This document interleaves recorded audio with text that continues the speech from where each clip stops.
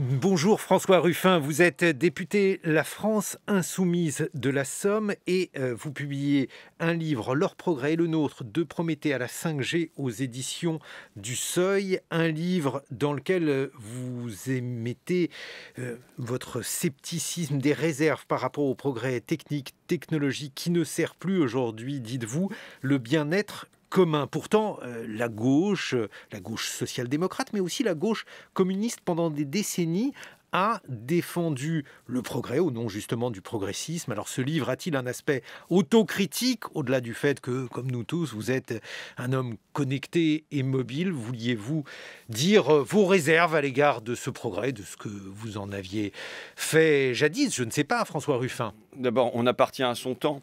Et mon temps est quelque chose de contrasté, puisque d'un côté, il y a en effet le téléphone portable, une grande mobilité pour moi, plus en train qu'en avion. Mais enfin bon, il y a tout ça. Et de l'autre côté, je me suis construit, moi, sur ce que j'appelle l'antiprométhéisme. C'est-à-dire avec un regard critique sur Prométhée émancipateur qui vient apporter le feu aux hommes, qui fait donc dans ce temps d'après-guerre des 30 glorieuses, le nucléaire, qui fait l'agriculture mécanisée, chimisée, qui fait du commerce, le supermarché, l'hypermarché, qui fait les grands projets qui ont été la fierté des hommes, hein, les grands barrages, les grandes autoroutes, les grands aéroports et ainsi de suite. Et moi, je suis plutôt d'une génération qui est du retour sur Terre, de l'interrogation de tout ça. Et finalement, je me suis construit contre les pairs, on va dire, d'un espèce d'anti-prométhéisme. Et ce livre, il naît aussi de la rencontre avec un texte, qui est le texte Prométhée enchaîné d'Eschyle, que je lis pendant l'été dernier, et qui me stupéfait. Pourquoi? Qui me stupéfait parce que, d'abord, c'est un texte magnifique. Alors, et il y a quelques passages. Pourquoi Prométhée va voler le feu à Jupiter et le donner aux hommes? Je crois que vous avez ouvert votre livre, donc Voilà. vous voulez nous lire un extrait. Pour citer Eschyle,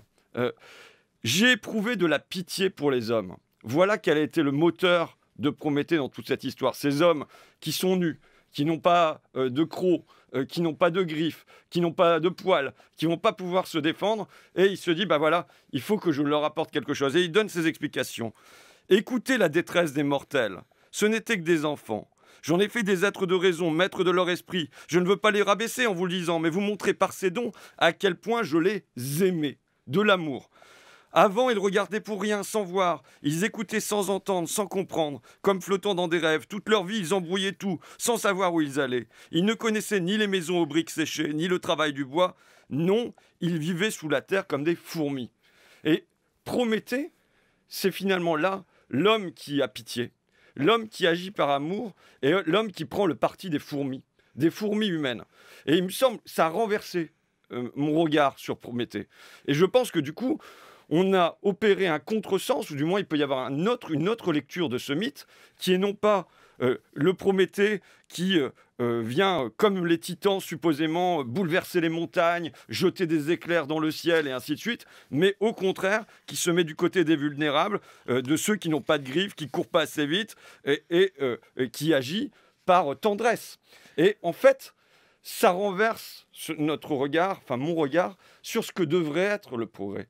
Et sur une disjonction qui se produit là, quand je dis anti-prométhéisme, depuis, on va dire, une quarantaine d'années, depuis que je suis né, depuis le milieu des années 70, entre d'un côté l'avancée technologique, à la Jules Verne, on va dire, dans cette tradition de démesure, qui peut avoir des bons côtés, hein. Il y a des choses évidemment que j'utilise, et de l'autre côté, le progrès humain, qui n'est plus aujourd'hui lié forcément à des avancées technologiques. Alors moi, je vois une cassure que je situe dans le milieu des années 70, une disjonction entre avancées technologiques et progrès humain. Les deux ne sont plus liés. Alors, il y a une série de catastrophes qui illustrent ça. On peut dire Fukushima, Hiroshima, Erika, Torrey Canyon et le réchauffement du climat.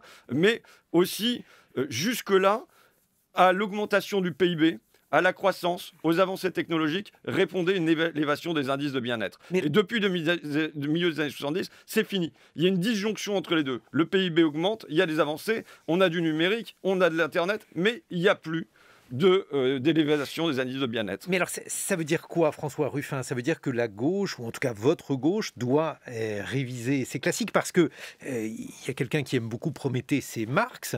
Et Marx était du côté du progrès technique. Est-ce que cela, c'était valable à l'époque de Marx, mais plus à la nôtre? Qu'en pensez-vous? Alors d'abord, comme c'est un argument qui, à gauche, m'est souvent renvoyé, la lecture de Marx, dont je ne suis pas un spécialiste, mais quand même... Non, vous citez le Oui, Capital. mais j'ai décidé d'aller me plonger dans le Capital, je fais mes petites révisions, quoi. Et de voir que le rapport de Marx à la technique est quand même beaucoup plus contrasté que ce que sur la doxa vient en dire. C'est-à-dire que Marx, il montre à travers l'histoire, en citant un certain nombre de textes, tous les moments où les ouvriers ont résisté à l'introduction des machines et où il dit ils ont eu raison de résister, où même des villes ont décidé de se priver d'avancées technologiques. Pourquoi? Parce que ça allait mettre des gens au chômage. Et il dit la machine arrive là pour mettre les ouvriers en esclavage. Il l'écrit dans ses textes et ainsi de suite. Donc, à la fois, il voit ce que ça peut apporter. Il dit ne nous trompons pas. Il ne s'agit pas de combattre la machine, mais de combattre ceux qui tiennent la machine. Et en même temps, il montre bien que dans la réalité, la machine, elle vient, dans un premier temps, non pas émanciper les ouvriers, mais les mettre sous plus de pression. Donc le rapport de Marx à l'arrivée de la technique, et on voit qu'il a beaucoup de sympathie pour ceux qui luttent pour ralentir l'arrivée de la technique. Parce qu'il y a quelque chose à dire, c'est que quand la technique s'installe, on peut parfois ne pas choisir qu'elle s'installe, elle va peut-être arriver, mais on peut choisir le rythme de son installation. Et déjà, ça bouleverse comment elle va entrer dans la société, comment elle va s'installer et comment elle va permettre aux forces sociales de l'accepter autour. Oui, vous avez raison. Effectivement, l'attitude de Marx vis-à-vis du progrès et notamment du progrès technique est compliquée, peut-être en partie contradictoire. C'est la même chose avec la bourgeoisie, puisque il explique, par exemple, qu'il y a le rôle révolutionnaire de la bourgeoisie, mais que ce rôle révolutionnaire de la bourgeoisie, il aboutit à la modification constante des rapports de production, la dissolution des liens ancestraux, avec ce fameux passage dans le manifeste du Parti communiste sur les eaux glacées du calcul égoïste. Mais François Ruffin, est-ce que justement il ne faut pas laisser la bourgeoisie aller vers la 5G, quitte à freiner ensuite? Alors, je m'étais déjà opposé, entre guillemets, à Marx sur la question du libre-échange, sur laquelle j'ai écrit un autre bouquin. C'est-à-dire que le pari de Marx, c'est de dire qu'il faut laisser se développer au maximum les forces productrices, il faut laisser envahir la planète, laisser le capitalisme aller à son terme, et à la fin, ça va tellement être catastrophique, ça va tellement être la misère sur Terre que il va y avoir une révolution qui viendra régénérer tout ça. Bon, on peut dire, on ne sait pas s'il a raison, il est peut-être encore trop tôt. Hein. Quand on interrogeait les dirigeants chinois sur qu'est-ce que vous pensez de la Révolution française, ils disaient il est trop tôt pour se prononcer. Mais quand même, aujourd'hui, on ne voit pas la révolution éclater des forces support productives de la bourgeoisie. Vous voyez ce que je veux dire? Et je pense qu'en fait, au fond, là, on est sans doute au bord du gouffre. Et si le message est de nous dire il faut faire un pas en avant, on va tomber dedans. Je parle au moins sur le plan écologique et même sur le plan social. Donc le Marx prophète, moi, c'est pas le mien. Enfin, vous voyez, le Marx historien, le Marx économiste, le Marx qui analyse au 19e siècle les rapports de production, j'entends le Marx qui parie et qui fait au fond le pari du pire, que du pire sortira le meilleur, moi je n'accompagne pas ça. Et donc je pense en effet qu'il faut que la gauche, elle est en train de le faire, elle le fait de manière confuse, et j'essayais d'un peu éclairer ça, il faut qu'elle fasse se disjoindre avancées technologiques et progrès humain. Bon. Et qu'elle propose un progrès humain qui ne soit pas lié aux avancées technologiques. Ça ne veut pas dire qu'il faut rejeter toutes les avancées technologiques. Il y en a certaines qui sont utiles et qu'il faut s'accaparer. Bon, mais alors, mettons Marx de côté, prenons juste le progrès technique. Celui-ci a permis la productivité, il a permis la libération d'une partie du temps libre. Est-ce que ça n'est pas un progrès? La 5G va encore libérer beaucoup plus de temps puisqu'elle va plus vite. Alors déjà, je vous propose dans votre vocabulaire courant, mais c'est de disjoindre, de ne plus parler de progrès technique, de parler d'avancées techniques et de progrès humain, pour ne plus que les deux se confondent plus dans notre vocabulaire ordinaire, pour ainsi dire.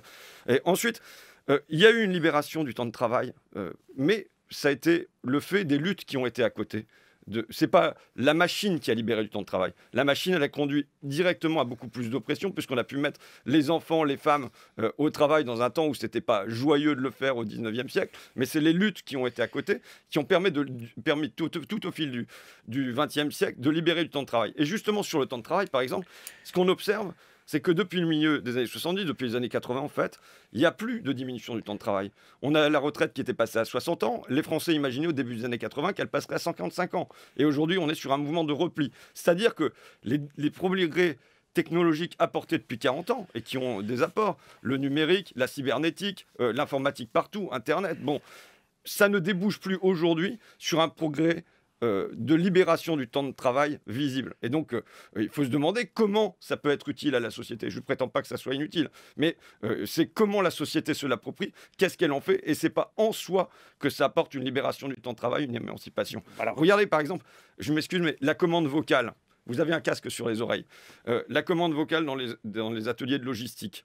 C'est-à-dire ces salariés qui ont un casque sur les oreilles toute la journée, qui auparavant avaient des papiers, ils croisaient leurs collègues, ils allaient prendre un café, ils échangeaient quelques mots. Maintenant, ils ont le casque qui leur dit « rangez 3, allez 7 ». Bon, et c'est ça toute la journée. Ils répondent « ok, ok, ok ». Et ils me décrivent comment, le soir, discutant avec leurs femmes ou leurs enfants, ils font « ok, ok, ok » et comment ils en rêvent encore la nuit. Comment est-ce qu'on estime que la commande vocale doit s'introduire dans la logistique? Est-ce que les salariés peuvent avoir leur mot à dire quand même là-dessus? Et ensuite, si on estime ça, comment on libère du temps de travail? Comment c'est un gain pour eux? Un gain en salaire, un gain en horaire? Aujourd'hui, ce n'est pas du tout le cas. François Ruffin, si les gains de productivité n'ont pas permis une diminution supplémentaire du temps de travail, c'est peut-être aussi parce que de nouveaux besoins ont été créés. Et ces nouveaux besoins, eh bien, ils impliquent un maintien, une progression du pouvoir d'achat. Bon, en l'occurrence, ça a plutôt été un maintien relatif. Ça veut dire que les ménages veulent continuer à consommer dans des domaines qui auparavant peut-être n'existaient pas. Alors, il y a plusieurs causes au fait que le temps de travail n'augmente plus. Hein. D'abord, il y a quand même le fait qu'on a une diminution du temps de travail subie qui s'appelle un chômage de masse qui s'est installé dans la société, qui est une diminution du temps de travail, mais qui n'est pas choisie, qui n'est pas organisée.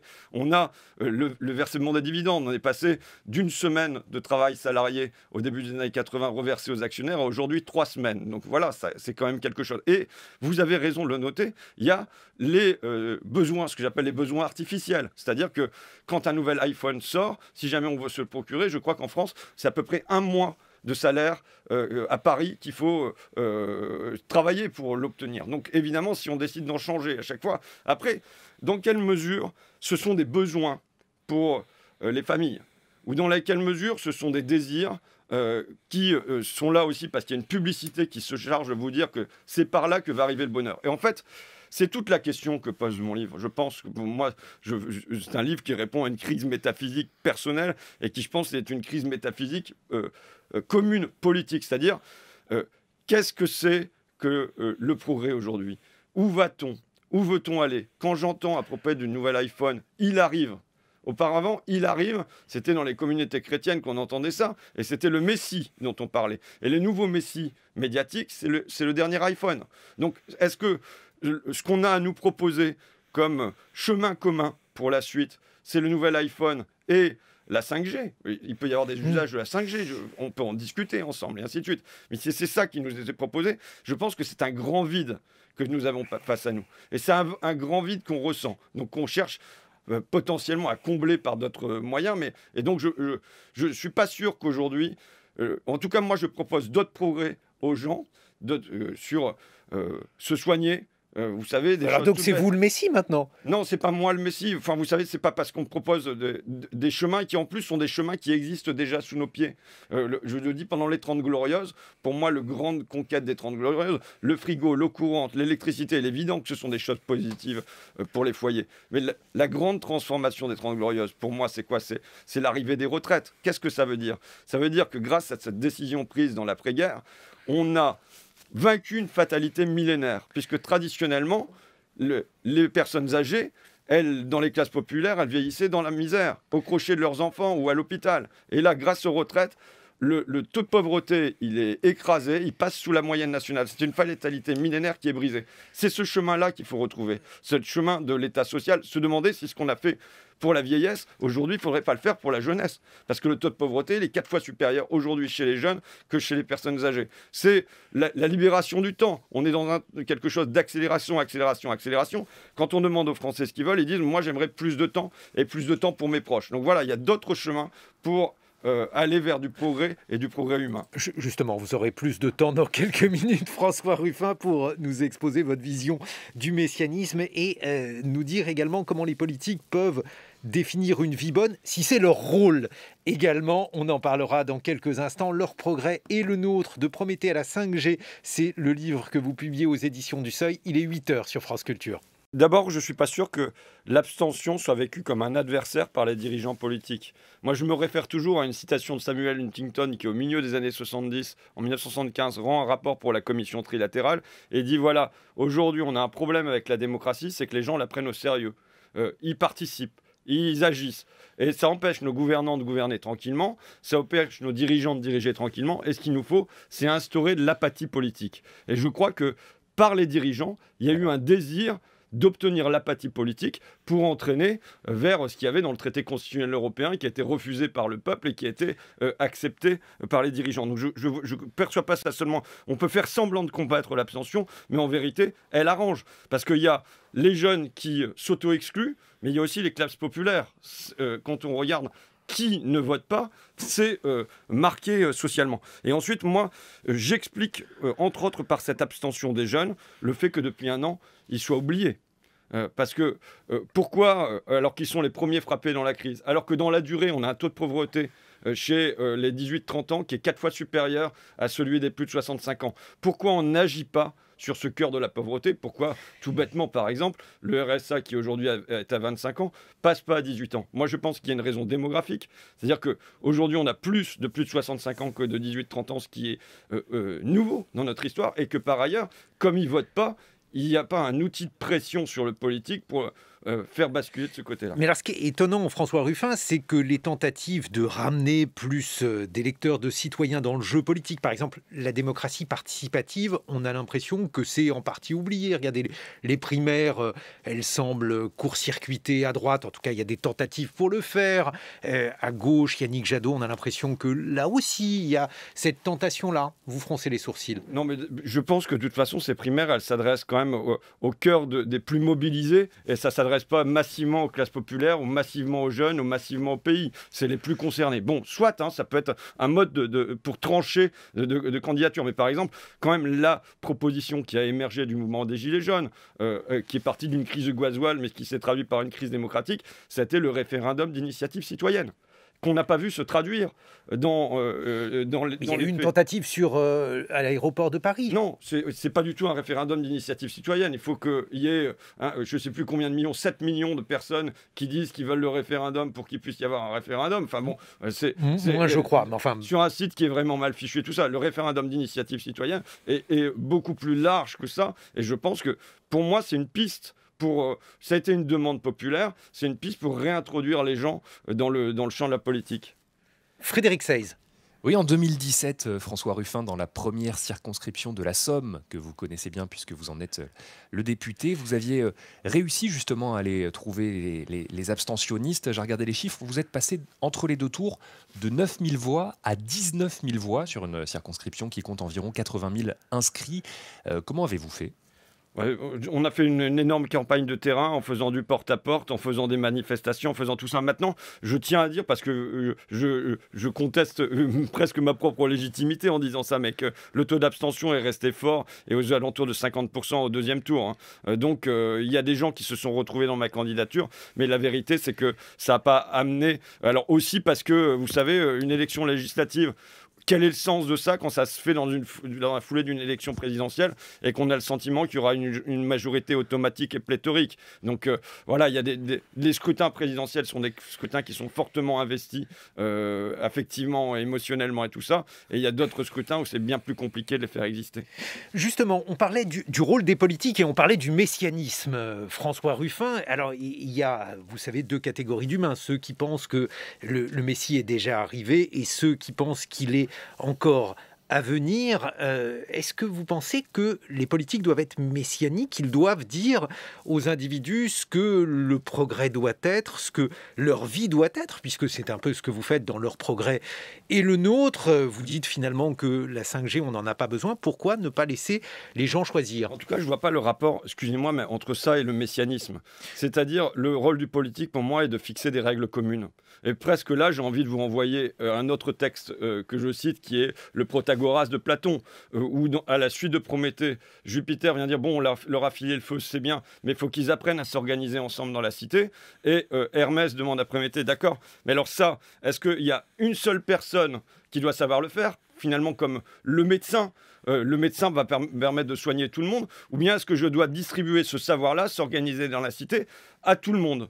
Et Zeus répond non, c'est à tout le monde. Et celui qui ne participera pas, celui qui ne voudra pas participer, devra être mis à mort. Il ne fait pas de cadeau, Protagoras. Donc, je pense que là, il ne s'agit pas de se demander si c'est messianique, mais comment on s'organise dans la cité. Moi, qui suis issu du mouvement social, du mouvement ouvrier, j'en regarde l'histoire. Est-ce qu'on doit laisser à chaque individu, à chaque entreprise, à chaque famille, la possibilité que les enfants travaillent à partir de 8 ans dans les mines et dans les fabriques? Non. Ça, c'est des règles communes qui ont été fixées, et heureusement.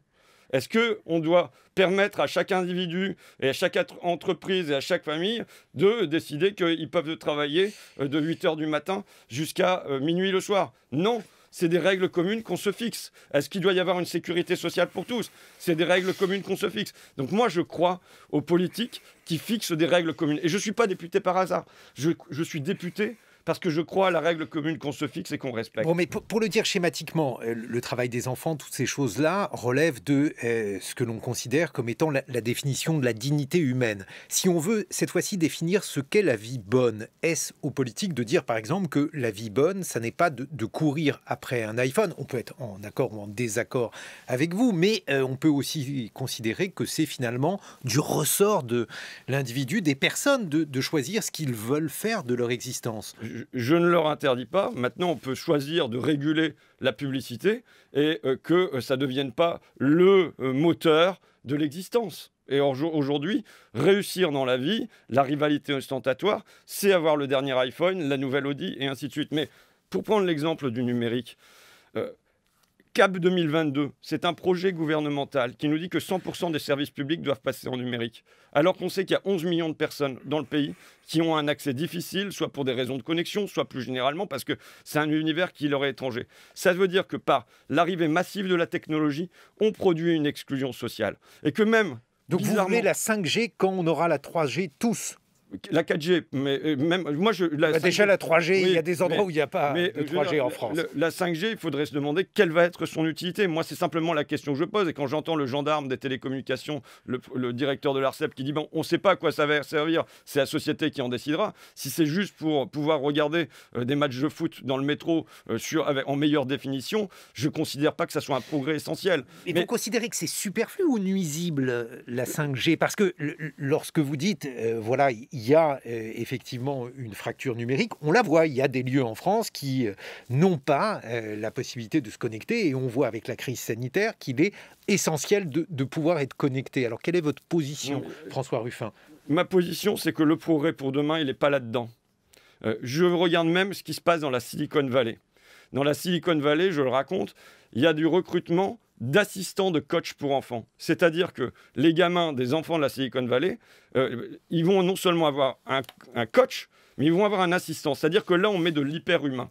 Pendant que nous, on va avoir de plus en plus de l'école en numérique. Dans la Silicon Valley, les dirigeants, ils décident de ne pas donner de portable à leurs enfants en 14 ans. Ils décident qu'il n'y aura pas d'écran dans leur chambre à coucher. Ils les mettent dans des écoles alternatives sans écran. Ça veut dire qu'on est un peu comme des vendeurs de drogue qui disent qu'on va faire fortune là-dessus, mais par contre, j'en veux pas à l'intérieur de mon foyer. Ça veut dire que j'invite à réfléchir à ça. C'est un retournement historique, pour moi, en termes de classe. C'est-à-dire que être gros, vous savez, au 19e siècle, c'était un signe de richesse. Et aujourd'hui, ça s'est inversé, c'est devenu un signe de pauvreté. Et je pense que la même chose se passe à l'égard de la technologie. C'est-à-dire que la technologie était un signe de richesse, le high-tech pour les high-class, quoi, pour ainsi dire, et que c'est en train de s'inverser, et qu'au fond, il y aura de l'hyper-humain pour les plus riches, je vais dans un magasin pour m'acheter un costard pour aller à l'Assemblée aux Galeries Lafayette, j'ai 2 personnes qui se précipitent sur moi pour me conseiller. Je vais dans des magasins pour modestes et je vais avoir la caisse automatique, j'aurai plus de lien humain. Vous voyez, et je pense qu'on est en train de faire que l'hypertechnologie va non plus être pour les hautes classes, mais va être une obligation. Parce que quand on va vouloir aller à la CAF, qu'on va vouloir aller sur Pôle emploi, quand on va vouloir faire tout ça, ça sera obligatoirement sans humain. Les caisses automatiques, justement, c'est intéressant parce que la caissière fut un symbole pour la gauche du travail aliénant. Et aujourd'hui, on se rend compte avec l'automatisation que cette caissière, eh bien, hélas, elle peut devenir surnuméraire. Et je dis hélas parce que ce sont des emplois détruits. Et lorsqu'on crée une caisse automatique, eh bien, ce sont des gens qui perdent leur travail. Vous avez changé d'avis au sujet des caissières, François Ruffin? D'abord, moi, je suis reporter, vous savez, et donc ma première démarche a été d'aller interroger les caissières. Et il y a une dizaine d'années, quand j'étais à la radio, à France Inter. Et ce qu'elles me disaient, et contrairement à ce que je pouvais... l'a priori avec lequel je pouvais partir, c'est qu'elles aimaient leur métier. Elles aimaient leur métier parce que c'était un métier de relation avec le client, avec les autres caisses, qu'elles pouvaient se parler l'une l'autre, mais aussi qu'elles ont vu évoluer leur métier. C'est-à-dire qu'avant, les caisses automatiques, c'est les caissières qu'on a automatisées, avec le SBAM et le SBAM+. Alors, le SBAM+, c'est sourire, bonjour, au revoir, merci. Est-ce que vous voulez la carte de fidélité? Et une espèce de process comme ça qui s'est mis en œuvre, l'interdiction de se parler l'une l'autre, des horaires de plus en plus fractionnés. Donc, ce qu'elles disaient, c'est qu'elles aimaient leur métier, qui est un métier de relation, mais qu'en revanche, ce qu'elles n'aimaient pas, c'est la manière dont on leur faisait exercer leur métier. Et donc évidemment, là, ceci dit que la caisse automatique arrive à l'intérieur de ça. Le commerce, le mot commerce, il avait un double sens. C'était l'échange de marchandises, d'argent et tout ça, mais c'était aussi le commerce, c'est l'échange de paroles. Et les deux étaient liés sur la place du marché.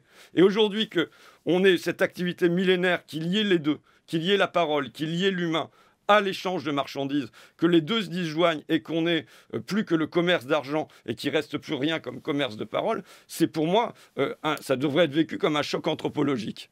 Frédéric Seyss.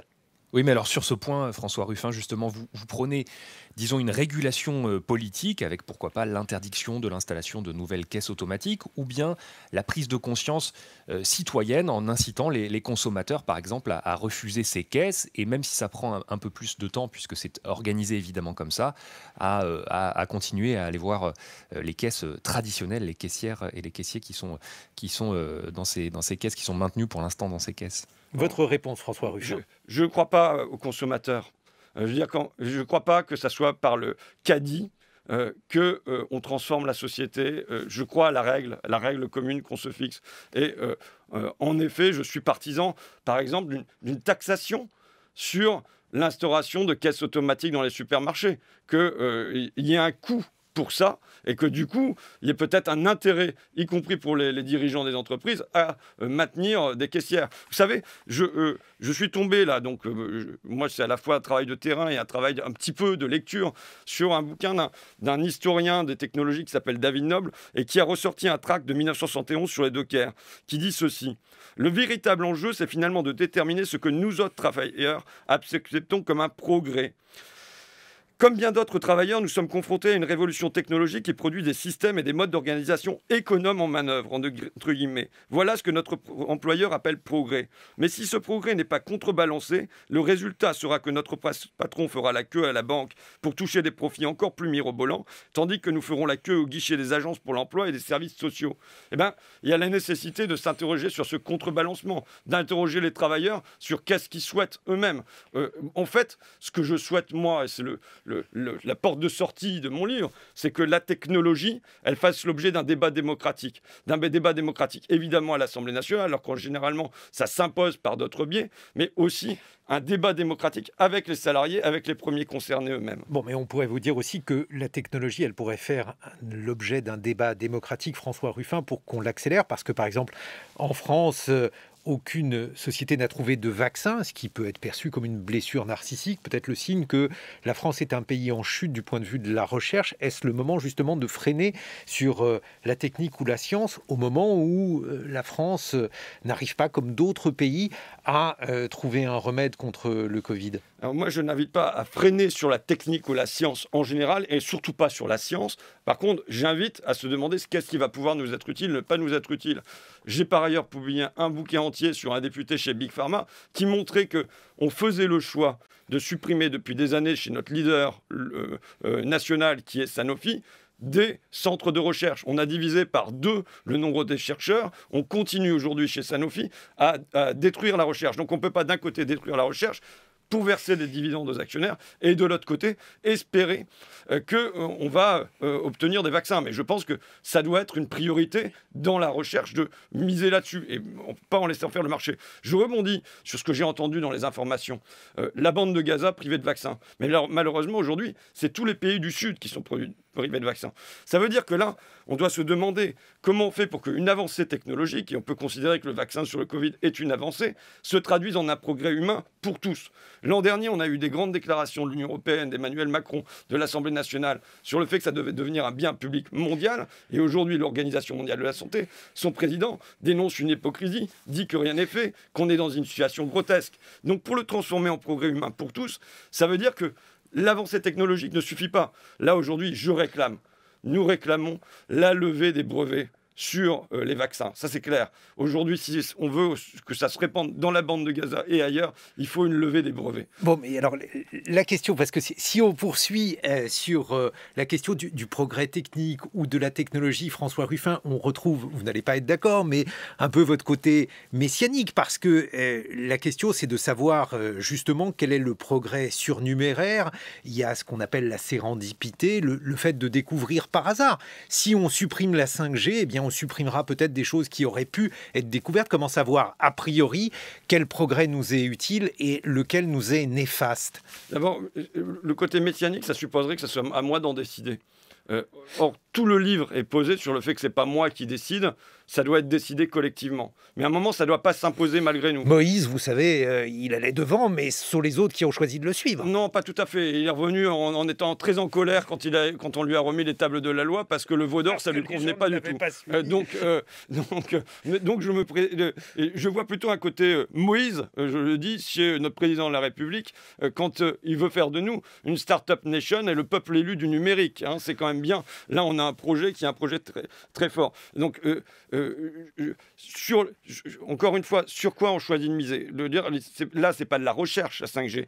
D'ailleurs, j'interroge les ingénieurs qui sont chez Nokia et qui disent qu'eux-mêmes comprennent très bien que d'abord, il y avait des gains à faire encore avec la 4G qui n'ont pas été effectués. Donc ça veut dire qu'il y a d'autres pistes qui ne sont pas du tout creusées et avec les premiers concernés qui sont les ingénieurs eux-mêmes, là, en l'occurrence. Alors parlons de Moïse Macron, parce que j'ai cru comprendre, François Ruffin, que vous le trouviez par trop dirigiste ou par trop arbitraire. Enfin, je vous laisserai qualifier d'ailleurs la manière dont vous considérez que les décisions sont prises sur la crise sanitaire. Mais qu'est-ce que vous voudriez, qu'est-ce que ce serait qu'une bonne politique en matière de gestion de la crise sanitaire? Écoutez, il y a un an, moi, quand on est pris par surprise par ce virus, je comprends très bien qu'il y ait des décisions très verticales qui tombent, qui ferment les écoles, qu'on ferme les restaurants, qu'on ferme à peu près tout pendant 2 mois et qu'on se cloître chez nous. C'est quelque chose que j'ai personnellement accepté et je pense que ça a été collectivement accepté par la société. Qu'on en soit encore au même point, un an plus tard, et que comme on lit dans la presse, on ne sait pas ce qui va tomber des lèvres du président, de quel côté de la pièce ça va tomber. C'est les conseillers qui parlent comme ça. 10 minutes avant la prise de parole d'Emmanuel Macron, est-ce qu'il va y avoir un jour de présentiel pour les étudiants? Quand est-ce que les salles de concert vont pouvoir rouvrir, et ainsi de suite? Qu'on soit suspendu aux lèvres d'un seul homme, il me semble, j'espère que c'est quelque chose d'archaïque. Je dis j'espère parce que j'espère que le progrès, c'est aussi un progrès de la démocratie et c'est un progrès de gérer ça ensemble. Moi, j'ai réclamé dès l'automne une convention citoyenne permanente sur le coronavirus, c'est-à-dire un lieu où on rassemble des soignants, des enseignants, des commerçants, des gens de culture, des scientifiques, qu'il y ait une ébullition là-dedans. Parce que moi, ce que je vois, c'est que depuis 1 an, on s'est privé de l'intelligence des Français. On est dans un pays où il y a plein de gens qui sont éduqués, plein de gens qui peuvent analyser des choses, et il y a plein d'idées qui peuvent surgir sur l'analyse de l'eau, sur comment on fait de l'extraction d'air dans les bâtiments. Il peut y avoir des idées qui émanent de la société, et tout ça ne peut pas se résumer au cerveau d'un seul homme. Et voilà, je le dis de manière d'autant plus tragique que je pense que la crise du coronavirus n'est que modeste comparé aux crises qu'on va avoir à subir. Ah bah, vous êtes... Mais ouais, non, mais je suis pas optimiste. Mais la crise environnementale est une crise majeure qui va s'installer dans la durée. Le taux de létalité de ce virus est pas énorme, ça frappe pas les enfants. Non, mais on peut le considérer comme suffisant. Oui, mais ce que je veux dire, c'est qu'on doit se préparer à d'autres crises, et sans doute des crises plus importantes. Si le premier réflexe dans une crise comme celle-là, c'est de passer par-dessus bord la démocratie et de remettre tous les pouvoirs entre les mains d'un seul homme, c'est pas ce que je souhaite. Frédéric Seyss. Oui, Emmanuel Macron dirige seul, tout seul, c'est ce que vous dénoncez, François Ruffin, on l'a bien entendu, d'où l'idée d'une décision plus collective, plus horizontale que vous réclamez. Mais votre parti montre-t-il l'exemple sur ce point? Il n'y a pas vraiment de vote interne pour mesurer les différentes tendances, les différents courants à la France insoumise, même si les militants sont investis et participent. C'est vrai que les décisions majeures se prennent en comité plutôt restreint. Est-ce que votre parti applique lui-même ce qu'il souhaite pour la France? D'abord, c'est un mouvement et je ne me sens pas, vous savez, au cœur de ce parti.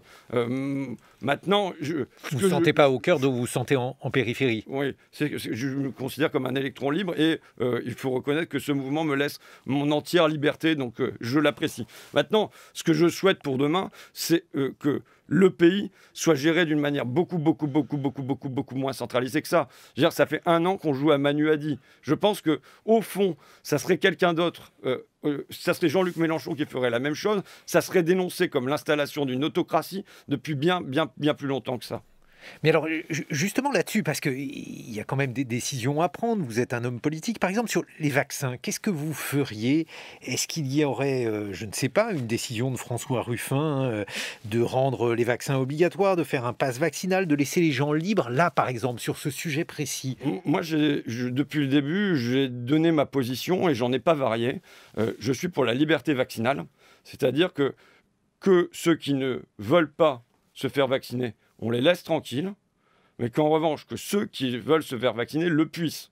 Et aujourd'hui, c'est là que ça pose problème. C'est qu'on a des tas de gens dans ce pays qui veulent se faire vacciner et on ne leur permet pas de se faire vacciner. Donc, il s'agit d'avoir... Vous savez, je vois, moi, beaucoup de cinéma en ce moment. L'ouverture de vaccinodromes. On nous dit qu'il va y avoir 250 000 personnes qui vont pouvoir piquer des vétérinaires, des dentistes et ainsi de suite. Mais quel sens ça quand simplement on n'a pas les doses?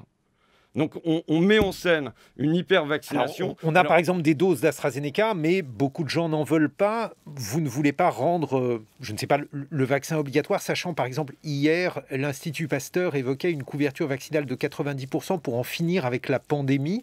Est-ce que ça n'est pas une manière de dire qu'on ne peut pas se satisfaire du libre arbitre des individus pour la vaccination, François? Je pense qu'aujourd'hui, en tout cas, la masse des gens veut se faire vacciner. Sans doute pas avec l'AstraZeneca, qui a quand même montré quelques problèmes, quoi. Il y a quand même des cas qui sont de jeunes personnes qui sont mortes, qui sont troublants, quoi. Donc on ne peut pas non plus passer ce ressenti par-dessus bord. Mais les gens veulent se faire vacciner. Il faut aujourd'hui, la question, c'est comment on leur permet de le faire. Il y a eu quand même une série de rendez-vous. Moi, je l'ai vu dans mon coin, quoi. On se réunissait toutes les semaines en comité vaccinal avec la préfecture.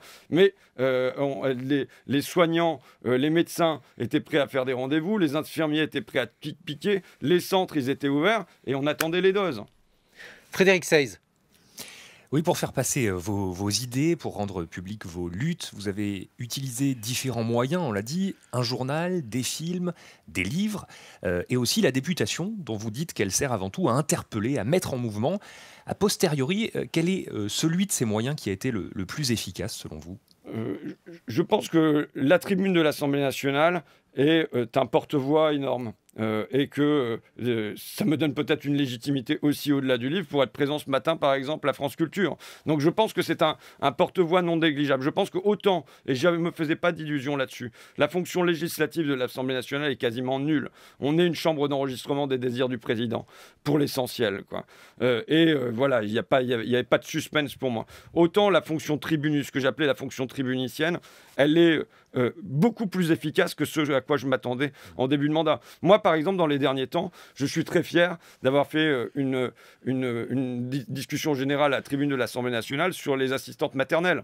Et je pense que jamais là, c'est peut-être me la péter que de dire ça, mais très rarement en tout cas, la profession d'assistante maternelle a eu le droit à 5 minutes en tribune pour expliquer quelles étaient ses conditions d'existence, quels étaient ses soucis et comment on pourrait les améliorer, alors que ce sont d'éternels oubliés. Donc ça, comme fonction, je dirais, de représentation. Dans tout ce que vous avez dit, finalement, il y a quelque chose qui se conjugue dans mon parcours, c'est la volonté de représenter. C'est presque picturalement, de donner à voir. Je donne à voir un journal, je donne à voir dans un film, mais je donne aussi à voir quelles sont finalement les conditions de vie des gens à la tribune de l'Assemblée nationale, quoi. Ça veut dire que vous allez vous représenter en 2022 ? J'ai dit avec mes copains qu'on en déciderait pendant cet été. Donc voilà, je ne vais pas vous en parler maintenant, quoi. François Ruffin, Leur progrès et le nôtre, de Prométhée à la 5G, c'est le livre que vous publiez aux éditions du Seuil.